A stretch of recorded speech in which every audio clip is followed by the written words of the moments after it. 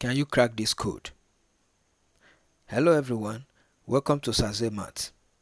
Today we are solving this math question. 8 divided by 8 divided by 8 divided by 8. Can you solve it? We have division here, we have division here, we have division here. So we are going to work from left to right because we have the same operation and they have equal priority. So let's begin from the left. We have 8 divided by 8. This 8 divided by this 8 will give us 1. And then 1 divided by 8 divided by 8. 1 divided by 8 will give us 1 over 8. Divide by 8.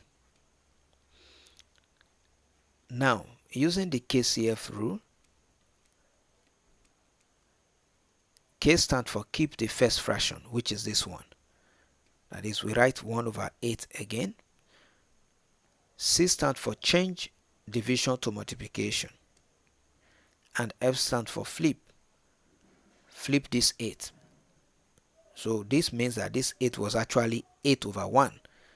So let's put 1 under, because a number that stands alone, for example, if we have 2, we can easily make it 2 over 1. 2 over 1 and 2 is the same thing.